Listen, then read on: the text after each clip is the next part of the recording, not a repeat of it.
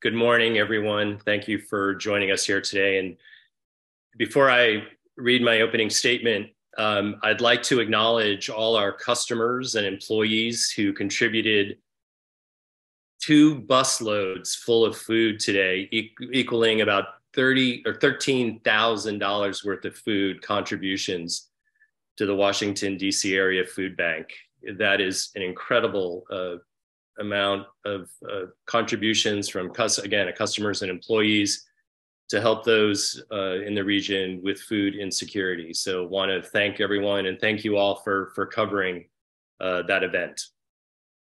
Now on to the main statement. I want to again thank you all for being with us here today on a holiday. We're here to share with you that Metro has filed formal petitions for reconsideration with the Washington Metropolitan Safety Commission directives that remove certified operators from service and stall the previously agreed upon 7K return to service plan. The general manager will say more in a few moments about the impacts of these directives on rail service and the petition process. But before he gets into the operations and the information our customers need to know, let me say clearly, safety is an absolute core value for Metro, full stop. However, we are exasperated with directives that are not based on risk analysis or facts and disrupt service for our customers without adding anything to rail operations safely. It is also important for our customers and stakeholders to know that all of Metro's principal board members are on this call this morning to stand with our general manager in filing the petitions appealing these directives. We have tremendous confidence in the job Randy Clark and his team of operations and safety professionals are doing, as evidenced by the significant improvements we have seen in transparent communications and safe and reliable rail service. We look forward to the WMSC's timely review of the petition, but there is a larger fundamental issue that needs resolution. The board and staff are fully supportive of an independent safety oversight body. However, the relationship between the WMSC and Metro is structurally untenable and does not advance the region's mission of providing safe, reliable rail service. We are respectfully requesting assistance from the jurisdictions to help mediate a process to move the relationship forward and to meet our jointly stated goal of having the safe, world-class transit system that our region deserves. I will now turn the floor over to Randy Clark, but the board members and I look forward to answering questions if we can when the general manager has finished. Thank you. Mr. Clark. Thank you, Chair Smedberg. Thank you all for being with us today, especially on a holiday. And thank you, Chair, for recognizing the great work of staff at the Greater DMV Food Bank today. I'm really proud of all their efforts and a day of service. Let me start by thanking the entire board of directors, and I think that does say something. The entire board is with us here today for joining. And I want to thank you all for your continued support as staff works around the clock to continue improving safety and reliability of the Metro rail system. I would also like to recognize staff, some of who are going to be with us here today, who have done a tremendous amount of work this weekend responding to WMSC directives that we received at 4:30 p.m. Friday of a holiday weekend. First, I want to share impacts our customers will unfortunately feel related to the directives from the WMSC. Beginning tomorrow and through most of the week, trains will operate on the blue, orange, and silver lines every 25 minutes instead of the 15 minutes we are currently running. This is necessary to comply with the WMSC's directives to retrain our rail operators who completed all hours of training in the cab with an instructor and completed an independent certification exam per our Metro requirements. Let me say something about our operators. They receive about 60% longer training than many of our peer agencies to become rail operators at Metro. 17 weeks of combined classroom and on-the-job training We did a sampling of comparable agencies, and they average about 11 weeks. Our Chief of Safety and Readiness Officer, Teresa Impastato, will be here with us and can answer any detailed questions about the training that you need. But I want customers to know, and this is really critical, every train operator has the full 38 hours of instructor-led, on-the-job training in the cab and pass the written exam to become certified. Repeat, every train operator has the full complement of 38 hours of training by an instructor in the cab and pass their written exam to become certified. As the chair mentioned, Metro has filed a formal petition with the WMSC for reconsideration of directives that remove certified operators, some of which have been operating trains in service for weeks and months, from service, and our formal petition on the 7Ks, which has stalled our previously agreed upon 7,000 series train return to service plan. These directives unfairly and unnecessarily impact our ability to provide the service our customers and region deserve without adding any safety improvement. While we fundamentally disagree with the WMSC's directives, we will comply, as I will not put our customers in the middle of a bureaucratic process that fundamentally does not enhance their safety. This arbitrary decision is especially frustrating considering that Metro is prepared to increase service on multiple lines over the next month, which was only possible with more 7K trains. Repeat, we were just about to add more service to the system, but we need those 7K trains.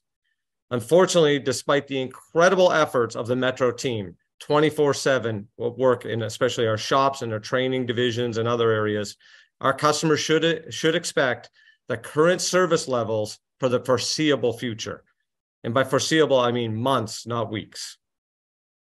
WMSC's order applies to three classes of 54 operators who were given all 38 hours of on-the-job training with instructors operating passenger trains. The limited availability of 7,000 series rail cars required for that training prompted our operations and safety managers to adjust the training, combining the 8 hours we used to provide for non-revenue passenger trains with the 30 hours of training in passenger service. Again, 38 hours, all operators have received all 38 hours. While Metro, and I want to be acknowledging here, while Metro could have done a better job in documenting that adjustment, it was not done in a vacuum. It was done by seasoned professionals with lots of experience and did not compromise safety. But again, all operators completed at least 30 hours of training, several of which 40, 50, I'm told up to 60 hours of training, then passed the written exam, and all are certified to operate trains. Returning them to spend more time operating out of service trains does nothing to improve safety. The second WMSC directive halts our October return to service agreement, which permitted Metro to put more trains in service for customers and denies Metro the ability to move to the next phase in the 7,000 series railcar return to service plan, which is a 7-day interval measurement. Even though Metro has satisfied all conditions in the plan and has no confirmed 7,000 series train movement since May 2022. The WMSC also mentioned roadway worker protection training in their flurry of Friday night directives. We are not petitioning this directive, but as we are researching information on this to further understand the issues that have been raised. While the request to remove train operators impacts us in the short term, the long-term 7,000 issue halts our ability to move to the next phase in the agreed upon return to service plan. Moving from a 4-day to a 7-day inspection interval would allow us to improve service while continuing our industry-leading inspection program to ensure safe operations. Without this next step, we are unable to ramp up rail service for the foreseeable future, as I mentioned. This comes at a very important time as we are preparing to increase train frequencies as customers return from the holidays, participate in upcoming cherry blossom activities, and really the kickoff of the National Capital Region's tourism season. For our part, Metro completed all of the required documentation and submitted to WMSC to move to the next phase. However, WMSC did not share with us any data or risk analysis that they said they would provide under the return to service plan that was dated October 2022. In closing, let me say that the board and staff of Metro hold safety as a core value, as the chair said. And I want to reiterate, if it is not safe, we will not run service. And I've made that abundantly clear to every human being that works here at Metro, and that is where we're going to live by. With that, Mr. Chair, I yield back to you and look forward to helping address any questions. Thank you. Thank you, Mr. Clark. I'm going to go ahead and start calling on folks. First, Tom Rousey, Channel 7. Hey, thanks, Paul. Appreciate it. Couple questions. One was the meeting yesterday. The justification was given was public information would potentially compromise safety. I haven't heard anything that would have compromised safety. It was discussed publicly. Why wasn't this discussed publicly yesterday? Well, we did it in executive session, and those are just the standard words that we use to it's part of the code that we have to follow. But we wanted to hear from staff directly, and we wanted to make sure that we had all our facts were correct, and it was a good conversation. Okay, why wasn't that done in the open though? Well, I think we wanted, like I said, Tom, I think we wanted to gather facts, and we wanted to be accurate before we came before you here today.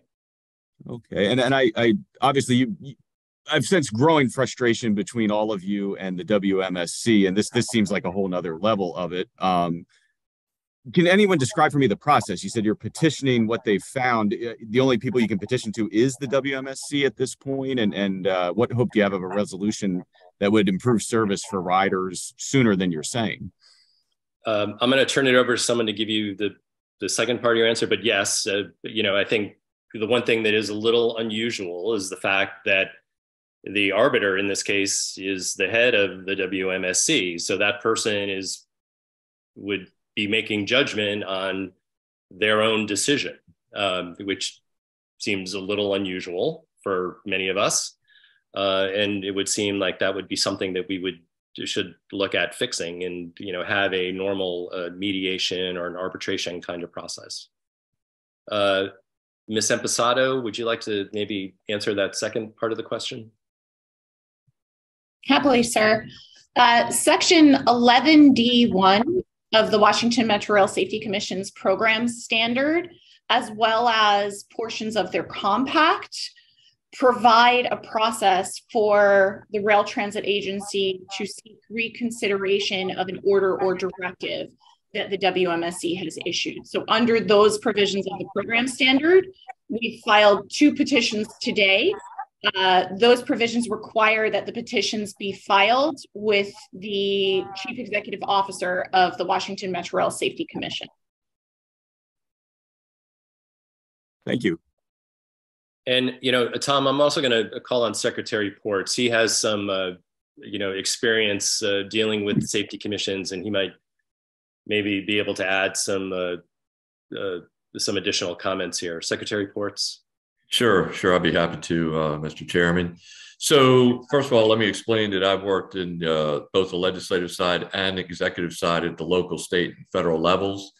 And I've worked very closely with NTSB, as well as now, as secretary, we have a rail safety oversight group at MDOT, which oversees rail safety for MTA.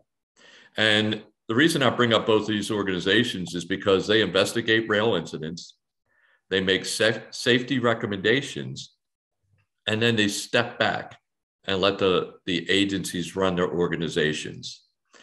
And as been said several times today, while we respect WMSC's role with regard to safety, it seems that they may be blurring the line a little bit between safety oversight and stepping in and practically trying to run the operations of the organization. And so that, I think, as Chairman just said, maybe there has to be some kind of arbitration, mediation type organization that we can go to when we have these disagreements. We're not disagreeing with the fact that they have a role with safety, but there is some operational type issues that we have that we need to serve the public. And as you've heard, safety is our core value, and we will uphold that. Thank you, Secretary Ports. Next, Justin, Washington Post. Yeah, thank you, Paul. Thanks so much for having this. Thanks, Randy, and everybody else, Teresa. My question is twofold. The 50 operators that are being pulled, what are those who the WMSC claims were not given proper training, and is that why they're pulled? And is that why the waits are going to be a little bit longer on those lines? I just want to make sure I get the connection right on what is causing the lengths, and not necessarily any sort of train shortage or a continuance of that. And then second of all, is part of this issue that some of these trainees or operators were not trained on 7000 series trains. And I only bring that up because I'm sure, as all you remember, that when the recertification issue came up in July, part of the reason that then CEO Joe Leader and apparently another director had made sort of a decision to cancel that training process was because they didn't have trains available. And then I thought that after that, Metro had said, they're going to make sure that there are trains available to make sure that trainees are trained. So I don't understand, if they were not trained on 7000 series trains and those were used in passenger service instead, why not, when Metro and the Metro board had said, oh, we're going to make sure that training is going to be done by the book and that make sure that everything is covered in training. If that's a difference of opinion, I'd like to hear that, certainly, but I would like to have an answer as to why trains weren't available for training, if that is the case. Mr. Clark, should we start with you and then maybe Ms. Imputato? Yeah, I'll take that, Chair. Thank you. Yeah. Justin, great question. So there's 3 or 4 questions all tied together there. So I'll start off with, this is a cascading issue. So the WSMA's directive on 7000 series train availability has cascading impacts on our ability to not only deliver service, but also deliver training. So there's only so much fleet to go around when you measure a train every 4 days. So we have trains for new operator training. We need trains for, we never stop recertification training. We have service, and then obviously trains that are in maintenance. So we made an adjustment in training. I'll let Teresa go through the specific details. Again, I want to reiterate, all operators, the 50 that we're talking about, have received the entire 38 hours of required training and then passed a written exam for certification. No one has got less than the required training. That is incredibly important that we explain. Teresa can go in, and it's my understanding, I'll let Teresa give as much clarity as possible, that all the operators, based on talking to the director of rail training and others, all operators are trained on legacy and 7000 series trains as a requirement of training, and we have no operators that have not done that. So again, the ultimate cause and effect here is lack of trains. The staff, working very closely together, again, between transportation and training and safety, decided to make an adjustment from an 8 and 30 to a 38 full training because there's not enough trains to do them separately. That is really the gist. No operator out there does not have full training and certified. Teresa, feel free, and I think, Justin, I'm sorry, you had 3 or 4 kind of questions all tied together. Teresa, feel free to give me more clarity on that. And then Justin, if we missed a piece, just let us know and we'll add more detail. Sure. I think it would be helpful for me to talk through sort of each module in the operator training and highlight the difference that was made.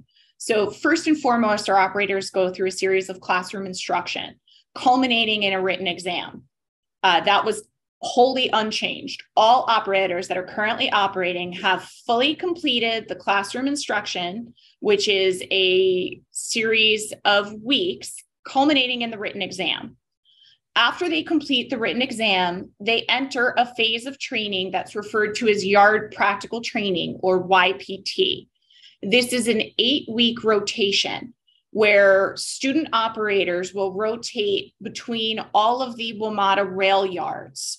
During the time that they are in yard practical training, they will, under the direction of an instructor, be oriented as to how to operate the train in the yard environment.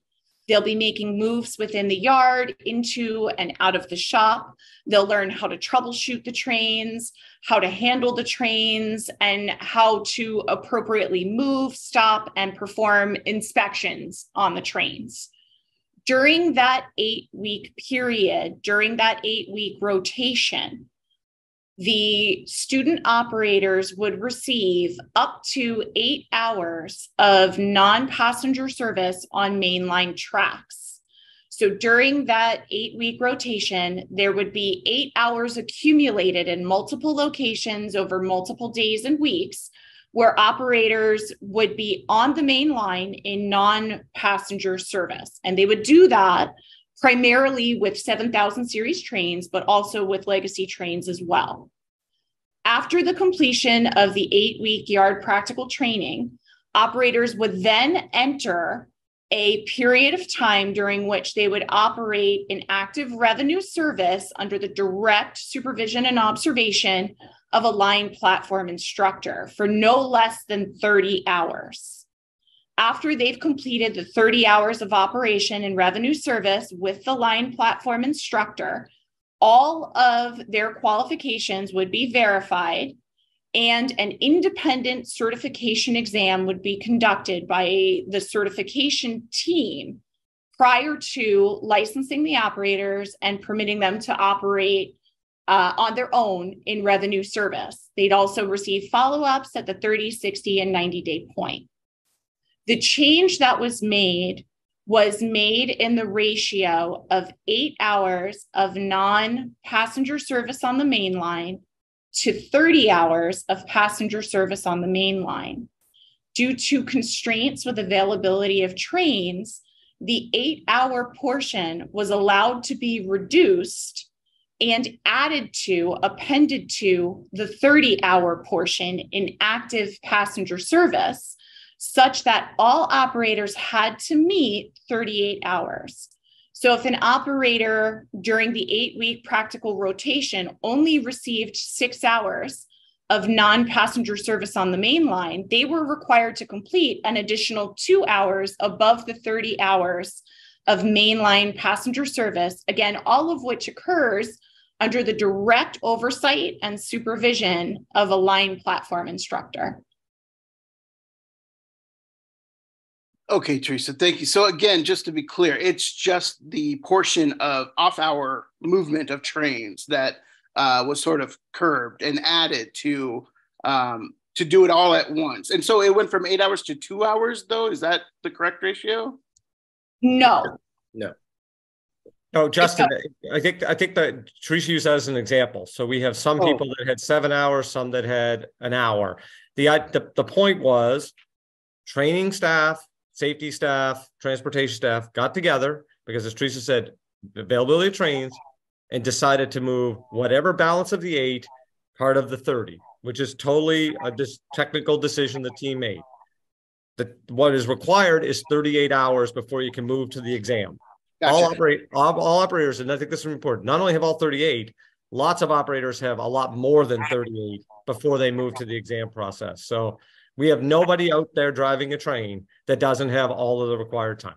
Right. So if an operator showed mastery in the yard work during the off hours, that might have been shortened, but still everybody was still doing the same 38 hours, correct?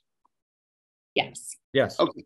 And then the other part of my question that I just wanted to see, what is the correlation here that is causing the lines to go back to 25 minutes, 25-minute average waits? Is it the 50 operators that are being pulled for retraining, or what is it exactly? I would say, Randy, you want to take that? Yeah, twofold, Justin. One is obviously operators. So we do not have enough operators to run regular service. And two, we now have less trains available for revenue service, because I think right now, I just looked like maybe an hour ago, and we had 6 non-revenue trains out doing training. Literally, we called every line instructor who's now have sacrificed their long weekend and hauled a lot of people so I'll give just to break this into a tactical example. We could have someone that was operating a train yesterday, right? That was certified and operating a train. But let's say, to Teresa's point, they did a 2 and a 36 in the setup. We are removing them from service, putting them on a train with an instructor with no customers on board to do 2 hours, and then the next day back to driving a train with customers on board. So there's no risk, and it was all done with an arbitrary date that we have to have it done by tomorrow at 5 a.m. So again, they gave you a deadline of tomorrow at 5 a.m.? Yes, Teresa, correct? It's tomorrow at 5 a.m.? It's the 18th at 5 a.m. Sorry, I apologize. The 18th at 5 a.m. I apologize. I was looking at the wrong date. 5 a.m. on the 18th. So again, someone could operate a train today, be out of service, but then on Friday be back operating a train if they did a 1 hour or 4 hour with not customers on board. Last question along the same line, and then Justin, we got to give other people some time. I just wondered how many available 7,000 trains are available each day that you're running that you now have to split up to use for training, and that's it. Yeah, I'm not sure I or Teresa have the exact on that. I would say that I think today, like I mentioned, that we have at least 6 training trains out there. So it's an enormous amount of 7,000 train cars that have to be now assembled and put into non-revenue training. So, all the fundamentals on all of our issues are coming back to the 7K fleet. We do not have enough rail cars to operate. And what's happening is that's causing the availability of more human factor issues because we don't have enough trains. And I think the thing that we're really trying to express here is we have an agreed upon 7,000 series return to service plan. And that was unfortunately pretty public to open the Silver Line in October. We followed every single condition of that plan to the letter, and we are prepared to move to a 7-day. We are being prevented from doing that despite the plan saying that the WMSC doesn't have the authority to actually move us to the next step. And that is the cascading impact to everything else. Okay, thank you. Thank you, Justin. Next, we have Tom Fitzgerald, who will be followed by Jack Moore. Mr. Fitzgerald. Yeah, thank you for doing the call today. I'll get to it quickly. 2 questions. One on jurisdiction. I understand you're appealing the decision. However, who are you appealing to, and what do you want them to do? Because obviously, Metro operates through several regional jurisdictions. Well, the appeal goes directly to the WMSC because that's how the process is set up now. And so we're asking them to reconsider and rescind the directives that they put forward or placed on WMATA. And Randy, if I could, was there a breakdown of the relationship of communication? How did things get so bad between the safety board and WMATA? Chair, I don't know if you or any of the other board members want. I would say this: our teams talk on a daily basis. This is not an issue where we don't have professionals on our team talking to WSC staff members. I think the chair, and I'll defer back to the chair and any board members about a little bit what Secretary Port says about I think it's the definition of role and jurisdictional kind of aspects, I think. And so I would defer to the board more on that, but we don't have a communication staff to staff issue, although I wish we had more in-person conversations, but we don't have an actual issue of people talking to each other. Yeah, Mr. Fitzgerald, the safety team is in constant contact with the Safety Commission and its staff and or contractors, I guess, at this point. Maybe Mr. Drummer, who's our safety chair, may want to chime in on this one. Mr. Drummer. Well, if I could, if you're in constant contact, it seems like something has broken down between both sides, though. So what happened? I'll step Don, in. are you on there? There you are. Don, you're on mute. Sorry. Thank you. Yeah, go ahead. So what it comes down to, it's a systems focus for us in this large organization. We have structure, we have processes, we have standards, and we're hand in hand with WMSC. They're part of the process. They have eyes on what we do. When we agree to something, we expect to move forward with that agreement. And in some cases, that agreement is broken, and that becomes a challenge for us. Yeah. Thank you, Mr. Fitzgerald. Thank you. Next, we move on to Jack Moore, followed by Jacob Benson. Mr. Moore. Yes. Quick question on the moving from the 8 separate non-passenger to rolling it all together into the 38. When was that decision communicated to the Safety Commission? My understanding from their communications is that they had learned last fall that you wanted to do this. They raised concerns, and operations said that you would not do this, then the Safety Commission found out you did. So was that communicated? Was there any attempt to hide this from the Safety Commission? Teresa, could you add a little clarity to that? Thank you. Certainly. So you might want to mute. You might want to mute on this when you're getting some feedback when you're on. Yes, please mute if you're not speaking. I want to emphasize that at no time has WMATA ever attempted to conceal any of the actions that we're taking. WMATA meets at multiple levels with the Washington Metro Rail Safety Commission on an ongoing basis. That includes staff, and that includes ascending and descending the hierarchy at WMATA. I've not found a formal communication to the WMSC that notes this change. So I do not believe that it was officially documented, and that is something that WMATA needs to address. WMATA has room to improve relative to documenting the basis for decision making, as well as rolling out the decisions in a more transparent manner. But I do not have any evidence to support that there was any deliberate attempt to conceal or obfuscate the change that was being made. In fact, it was discussed in multiple informal meetings over many months. I just want to add on that I think this is a really important piece of clarity, because since I've been here, I'm doing everything humanly possible to bring transparency to a process. So our Chief Safety Officer, Teresa, returned from some leave, brought this issue to me late Thursday last week. On Friday, we put out a public tweet explaining the topic, and purposely, there's no, and I want to be real clear, there's a lot of stuff, sometimes it's the WMSC or something found something through an investigation. This is information we found and provided to them.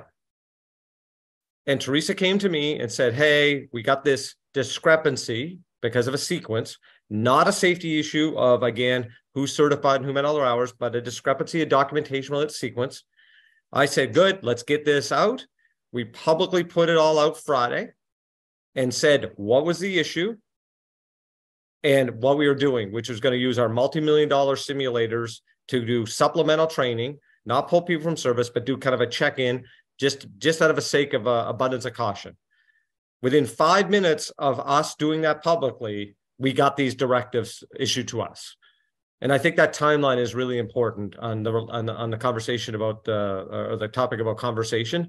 We are leaning into transparency and putting things out. Just like today, we're releasing the petitions themselves and the directives that we received from the WMSC. We have nothing to hide at Metro.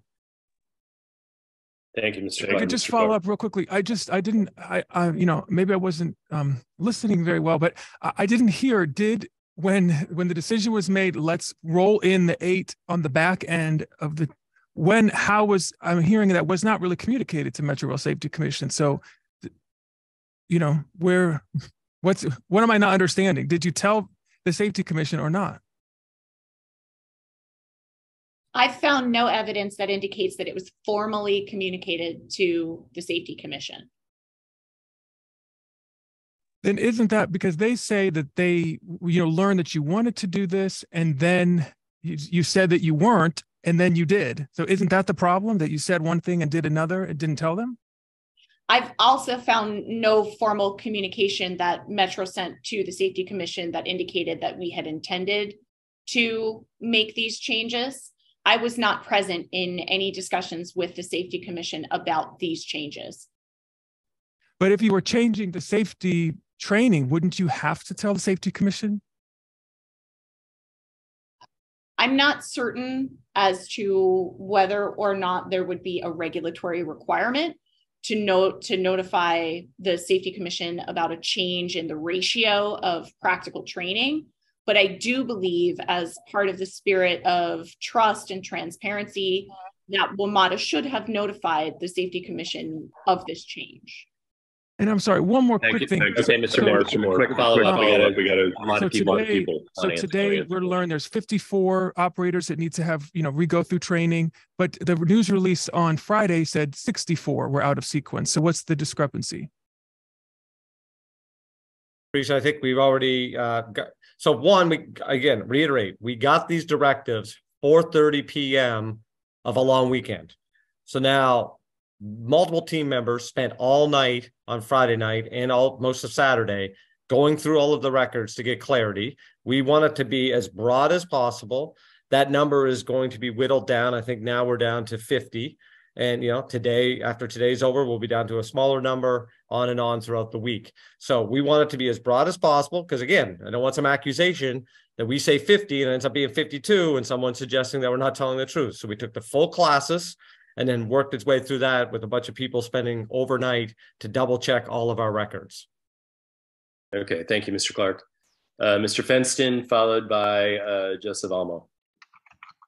Yeah, thank you. I just wanted to ask, Chair Smedberg talked about the structurally untenable relationship between WMSC and Metro, and asking the jurisdictions for help mediating the relationship. So I wanted to ask if you could sort of clarify what exactly in the structure of that relationship is not tenable and what the jurisdictions could do to improve it.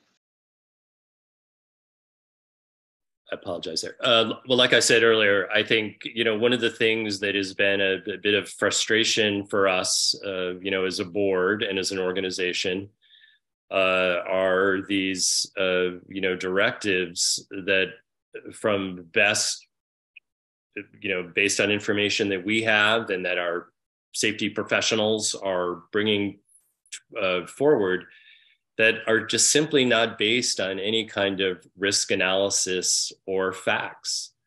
And, as Ms. Empasato and Mr. Clark have clearly stated, we are in constant communication.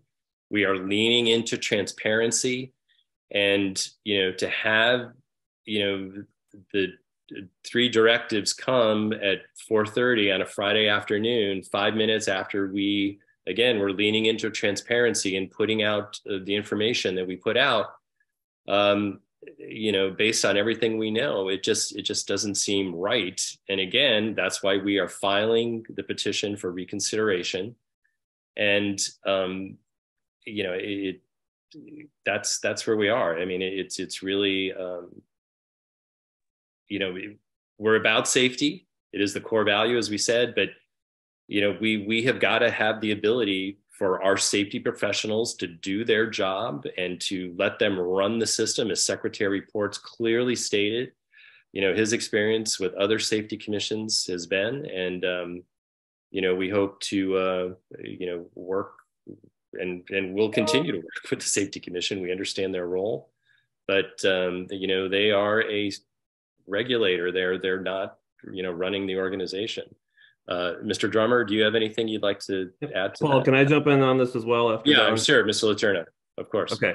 Don, do you want to go first? Go ahead. Okay. I just wanted to say I was involved during the creation of the Safety Commission in my role at the Metropolitan Washington Council of Governments, which, as some of you who have been around may recall, kind of spearheaded that effort.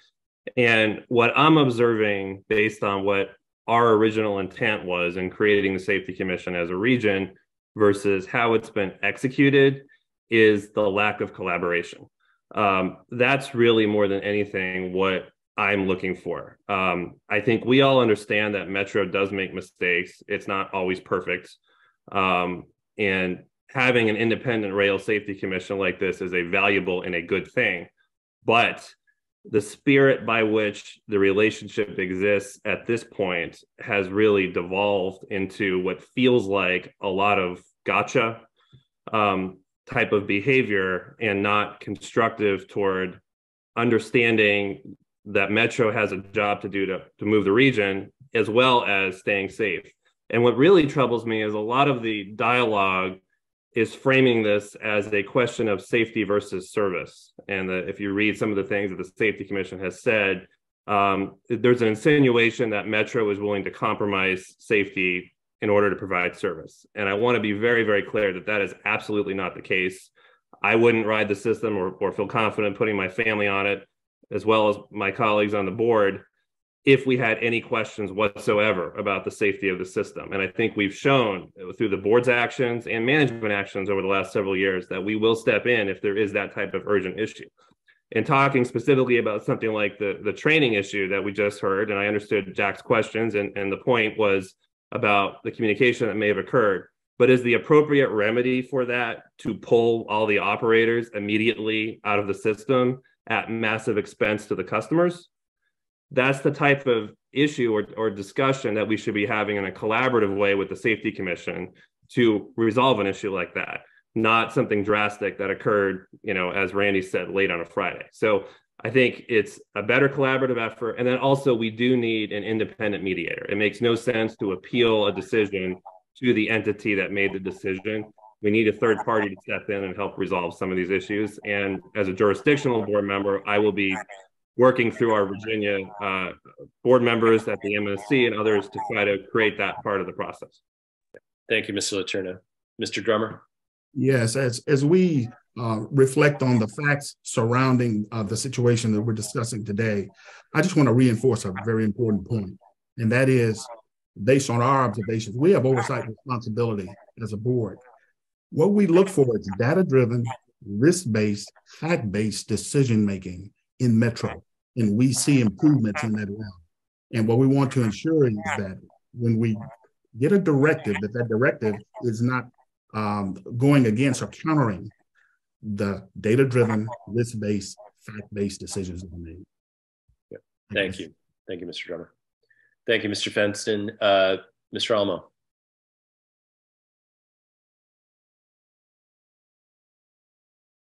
Joseph? Hey, I'm sorry. Can you guys hear me? Yes. Well, mute issue there. Thank you guys again for doing this.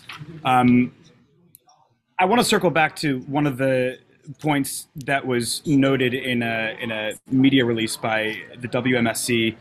They said Metro Rail committed to reviewing the current line familiarization training to identify necessary updates and to provide the results of the assessment to the WMSC by November 30th, 2022. The fact that Metro Rail has not even done this basic initial action item demonstrates Metro Rail is not carrying out its safety commitments. I want to make sure I didn't miss anything on the call. Is that true that we're now past November 30th, 2022, and that has not been fulfilled? And number two, some of the examples that are brought up by the WMSC, the train operator did not know where they were in the system. A train operator did not know that Franconia Springfield Station was a terminus station. Another train operator improperly moved into a single tracking area, creating the risk of a head-on collision between passenger trains.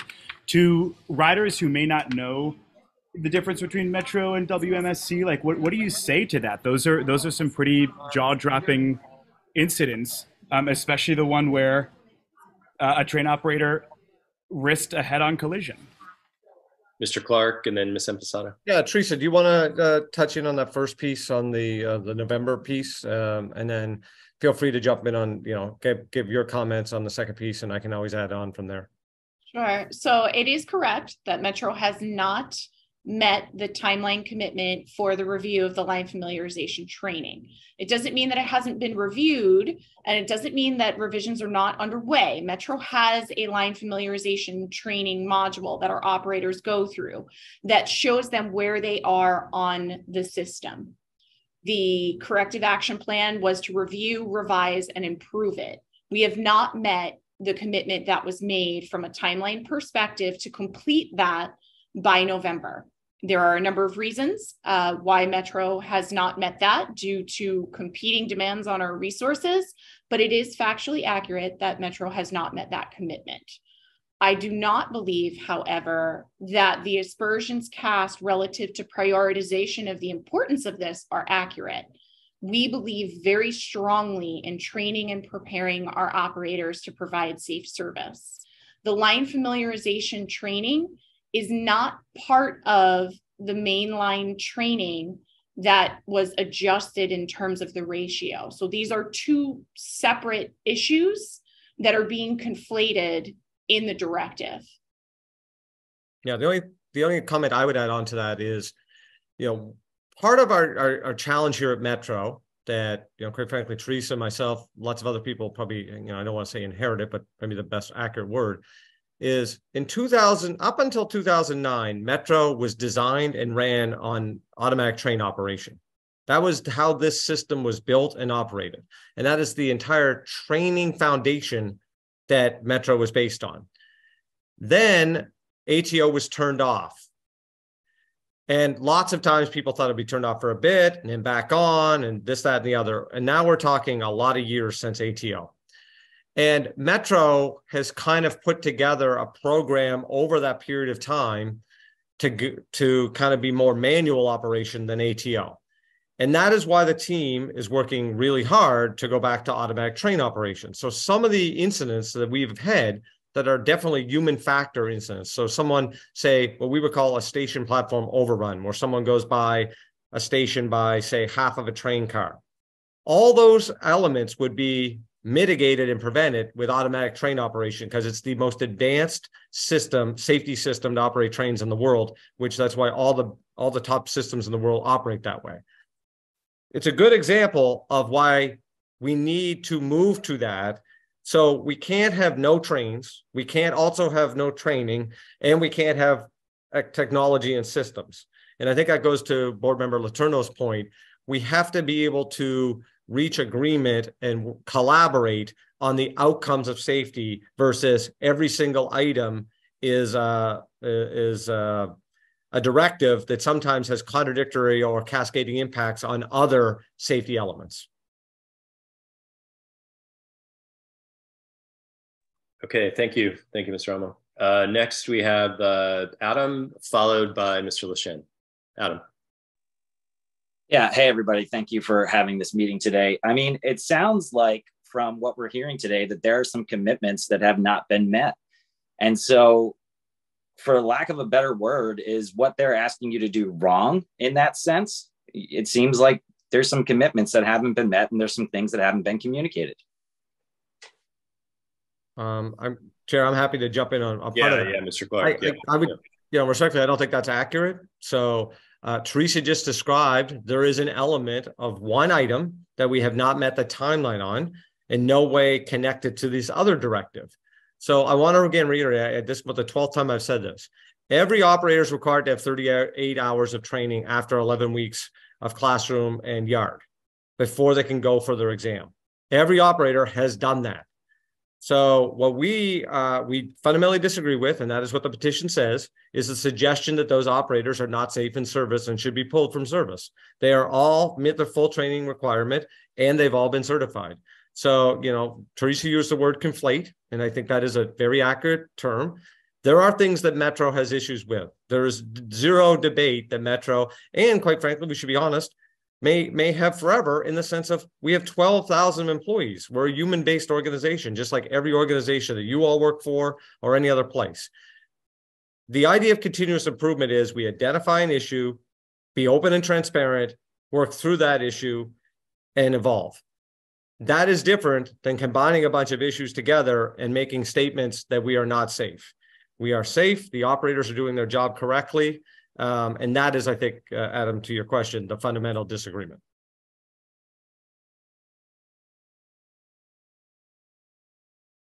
Okay. Thank you, Adam. Bruce. Hey, thanks so much.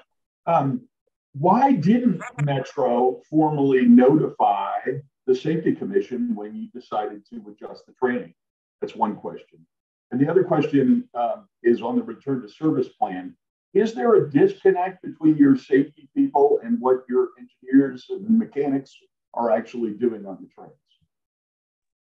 Yeah, Teresa, feel free to jump in. I guess my only comment is, it's not my belief, Teresa, you give more clarity here on this. What happened, Bruce, you asked the question, on the training adjustment. Our team will make adjustments all the time running a big complex organization like that. We should have had better documentation on that.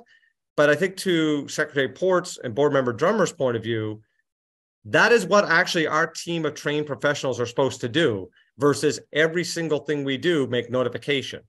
Because there's regulatory authority. So if you were, say, the FRA, which we are not regulated by, there would be a different process than under FTA, which we have a safety oversight, which is their job is to actually do oversight of that we are following our process. So again, want to be very clear, we could have been better in documentation, but that documentation should not be conflated that everything we do has to actually then be approved by the WMSC. Those are not the exact same things. Teresa, maybe you want to jump in to give a little more clarity on feel free on the first point, but especially on the second point. Sure. So as far as the change, ideally, and the type of relationship that we're trying to work towards with the WMSC is one of ongoing transparent dialogue.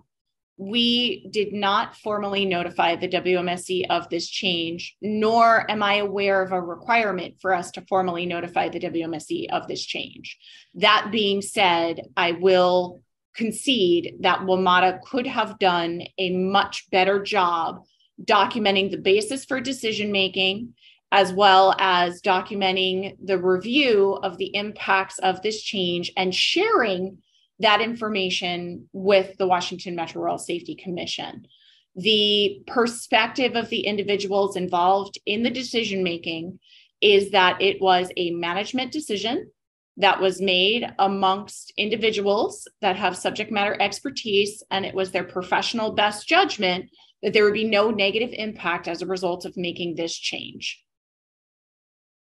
And did anybody want to address this question about disconnect on the return to service plan between your safety people and the mechanics? Sure, Bruce. I don't believe we have a disconnect there. I mean, again, this team meets on a daily basis about, like, there's basically no topic at Metro that doesn't talk about 7Ks every day at Metro. And again, what's somewhat frustrating to staff, we are spending so much time on the process of 7Ks that it actually could be taking away resources and prioritization and conversation and advancement on other holistic aspects about safety. So we've done the process to the letter of the document. We are definitely prepared to move to a 7-day, which would still be way beyond anything anyone in the industry has ever done. We have no documented cases of wheel movement. And if we did, we would immediately remove from service. We've been working in good faith with the NTSB, who's the lead of the investigation.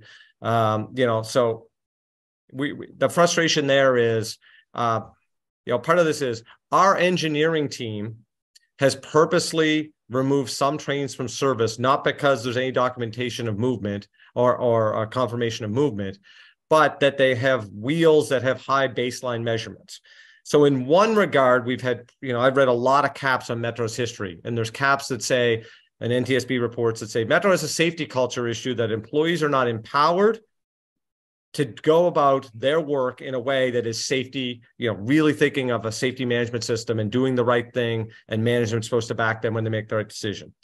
Now we have a scenario where our engineering staff leaned into being overly cautious, not because it violated any numbers or moved in any capacity, but arguably overcompensated or were overly cautious.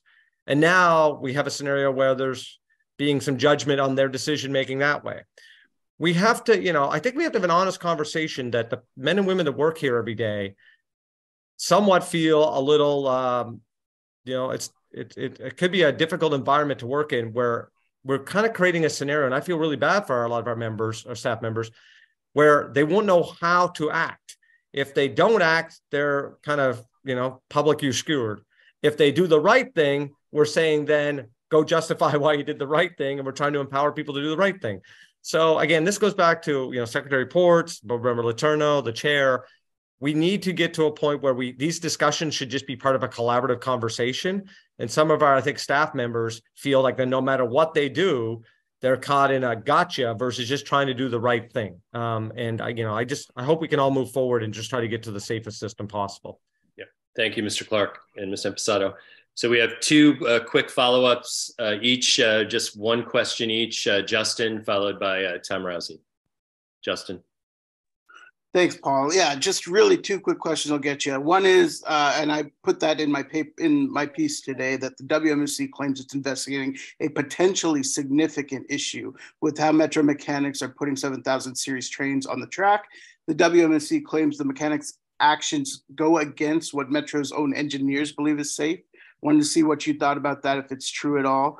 And then second of all, I've heard from multiple people many times in Metro that at the WMSC, you have many former Metro employees working there. I'm wondering if you think that's a problematic relationship and leads to sort of a very sort of adversarial relationship between both agencies, because it could be former, maybe possibly disgruntled employees working there, if there's some power structure situation going on. That was it. So thank you. Teresa, can you provide clarity on the first part? Yeah, have Teresa take, yeah. Happy to. So Metro does not agree that the actions of our inspectors and mechanics are in any way contravening what Metro's engineers believe to be safe. The decisions that Metro's engineering team made were professional management decisions based upon their professional judgment relative to the selection of cars which go into service. The process, which was mutually agreed upon, co-created, and approved by the WMSC for measurements, including threshold criterion, remained unchanged. What was changed was the selection of the cars that would go through this process. The engineers believed that there were a number of cars that they wanted to keep on a hold list. That hold list was kept and followed. There was no conflict between the actions of Metro's inspectors and mechanics and Metro's engineers. They both report through the same hierarchy within the organization. And Chair, I defer if you all yeah, go ahead. You talk. yeah. I would just say real quickly. Sorry to interrupt. Justin, let Randy finish. Come on. Yeah, and I think Paul or Chair, you and others may want to comment on this. I don't want to make this personal in any way, Justin, because I think that would be inappropriate, and I've never seen signs of that. I will say it's my understanding that 8 to 10 WMSC staff members are former Metro board members, and I just want everyone to work in good faith and work together. So I don't want to make that suggestion because I don't have any evidence to suggest that. But I defer to the chair and the board members in kind of, just overall governance related to conflict of interest or any other comments they might have. But that's my understanding of at least the facts of the case. Yeah, Justin, we're not going to make this personal. I mean, the Safety Commission has, its own ability to hire whoever they want. Deputy Mayor Babers, do you have any insight into this? You lead a large organization. Yes, thank you, Chair. I would say that if we do what we are saying that we should do between WMSC and WMATA, and that's the collaboration piece, that's the focus on safety and service and making sure that we all have the same goal, and that is to safely serve the customers in the region, then it doesn't matter who they hire. It does not matter if they were former Metro employees, board members. As long as we're all basing decisions on facts and analysis, and we're having open and transparent conversations, that should not be an issue. Well said. Thank you, Lucinda. Next, Tom Rousey. Just quick clarification question. I just wanted to be 100% clear. What you're saying is the only difference in the training was some of the 8 hours that would normally be done with an instructor on a non-passenger train was instead added to the 30 hours that would be done with an instructor on a passenger train. The only difference is it was a passenger train versus a non-passenger. Is that correct? That's correct. Teresa, yeah. Thanks. That was it. Okay. Well, I want to thank everyone. Really appreciate your time. Also want to thank, staff for taking the time here today as well. Want to just emphasize 3 things again. First, the Metro board and Metro itself and the staff, safety is the core value. As I said, right from the beginning, full stop. I think, as Mr. Drummer accurately said, who chairs our Safety Commission, we will continue to be a board that is going to look at things and interact with staff based on risk analysis and data and facts. And we're going to continue that, and we're going to continue to be a safe and reliable rail service for this region. And every day, Mr. Clark and his team, which we have total confidence in, is moving in that direction. And, that's all we can say at this point. So thank you all very much. Appreciate your time.